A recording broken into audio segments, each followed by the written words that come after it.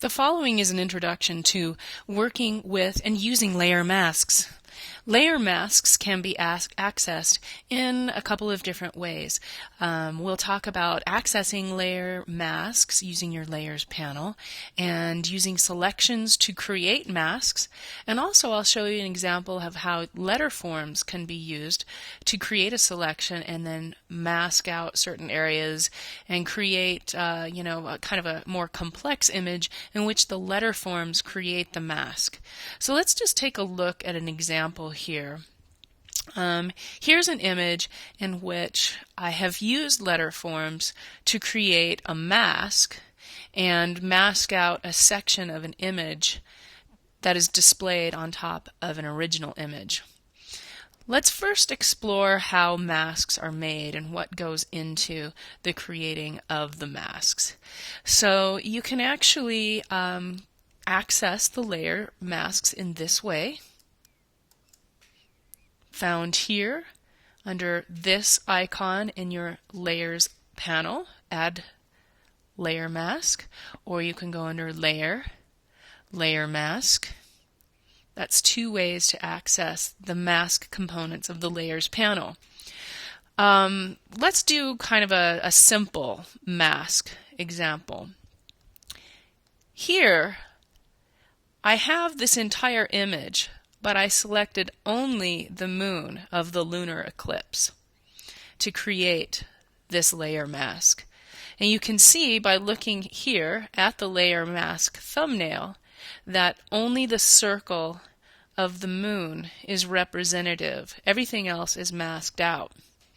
How did I do this? Well, if I have my background selected,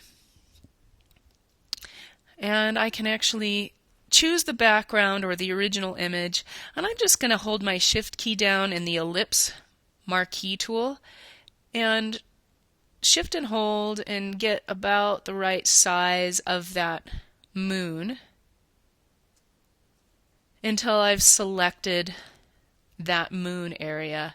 And once again, you can see the little marching ants that indicate I have made a marquee selection, and by holding the shift key down I've constrained it to a circle. What I would do then, if I wanted to create a layer mask to a specific image, I could just duplicate my original image so that I'm not actually making the adjustment to that image. And so we'll just call this moon, hit OK, and then I can apply the mask. Now you can't see the change because it's a duplicate of the image below, but watch what happens when I hide that original. You can see that only the moon was selected, and that is representative of this mask on this layer. And Photoshop automatically links the mask to the image by default. You can move the image around, or you can move the mask around. Simply select the link icon, click on it to disable the link, and choose either the image or the mask that you'd like to move around, and then use the move tool. Let's see what happens when I move the mask around.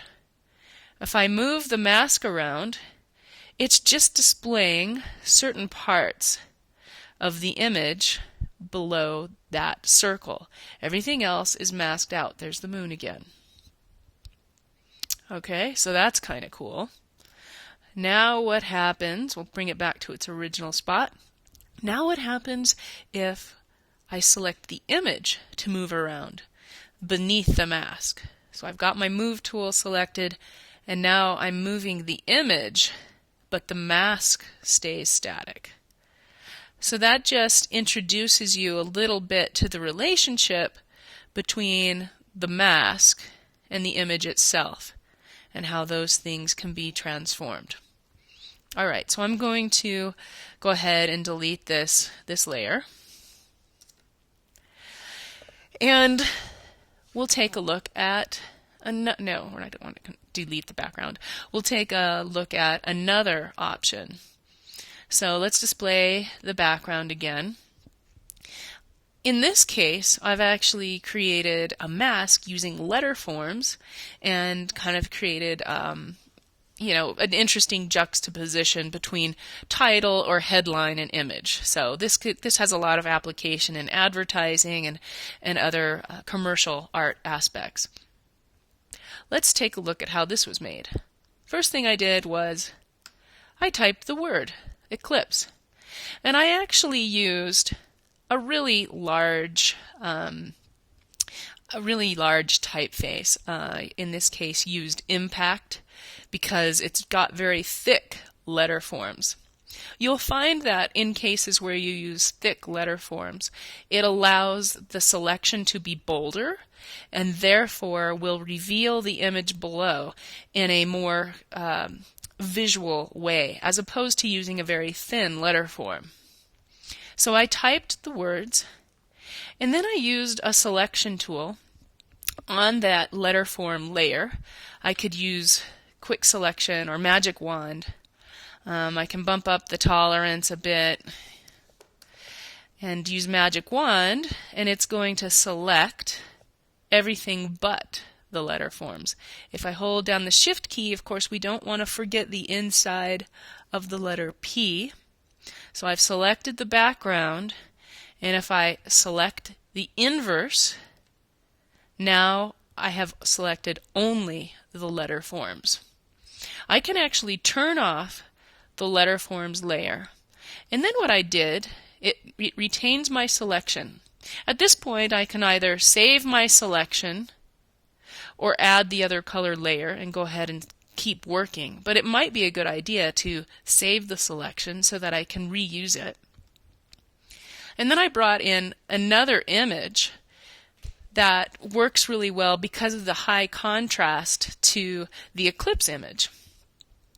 And then all I did was apply the mask to that image. So if I hit apply mask, once again it's only going to show or reveal the image where those letter forms that had been selected exist. If I want to move the image around, I get the move tool, I unlink the mask and the image, and then in this case I think I'm going to pick the image and kind of move it around below until I get some of that rainbow in the text. And because these images are so different in color, they're complementary colors, there's a real high contrast, it's really easy to see the letter forms and their effect and the way that they work in conjunction with the mask. So that's a really brief introduction of how you can use masks in various ways and the relationship between the mask and the image and how you can link, move both at once, unlink, move only the mask, or move only the image behind the mask. So it's important for you to test this out, test the waters a bit, and experiment with unlinking, moving mask, moving image, creating your own masks.